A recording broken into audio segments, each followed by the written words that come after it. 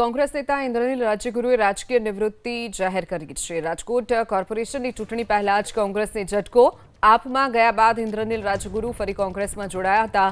રાજકીય નિવૃત્તિ પાછળ કોઈ ચોક્કસ કારણ નથી આપ્યું। કોંગ્રેસના નેતા ઇન્દ્રનીલ રાજ્યગુરુએ જાહેર કરી છે નિવૃત્તિ, ત્યારે સક્રિય રાજકારણમાંથી ઇન્દ્રનીલ રાજ્યગુરુએ નિવૃત્ત થવાની જાહેરાત કરી છે। શહેર મોવડી મંડળે પણ જાણ કર્યાનો ઇન્દ્રનીલ રાજ્યગુરુનો દાવો। એબીપી અસ્મિતા સાથેની ટેલિફોનિક વાતચીતમાં જાહેર કરી છે આ નિવૃત્તિ, ત્યારે રાજકોટ કોંગ્રેસના પૂર્વ ધારાસભ્ય શ્રી ઇન્દ્રનીલ રાજ્યગુરુ તો કોંગ્રેસ નેતા ઇન્દ્રનીલ રાજ્યગુરુ રાજકીય નિવૃત્તિની જાહેરાત કરી છે। છેલ્લા 3 મહિનાથી જાહેર એક પણ ફંક્શનની અંદર, રાજકીય તો પછીની વાત છે, પણ જાહેર કાર્યક્રમોની અંદર એટલે કે મેરેજ હોય તો એમાં પણ કોંગ્રેસના અમારા આગેવાનો, કાર્યકરો, પરિવાર બધી જગ્યાએ તમે ક્યાંય ઇન્દ્રનીલભાઈને જાહેર ફંક્શનમાં પણ નહીં જોયા હોય।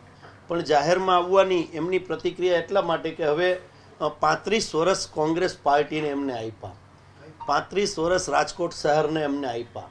હવે એજના કારણે અને જે 60 વર્ષ થઈ ગયા છે એમને, એટલે થોડા સમય માટે એ જાહેર જીવનમાં કદાચ ક્યાંય પ્લેટફોર્મ ઉપર મીડિયા સમક્ષ અથવા રાજકીય સ્ટેજ ઉપર તમને નહીં જોવા મળે, એ ચોક્કસ એમને જાહેરાત કરી છે, એ વાતનો સ્વીકાર કરું છું। ઇન્દ્રનીલભાઈ એમ કીધું કે હંમેશા કોંગ્રેસની સાથે છું।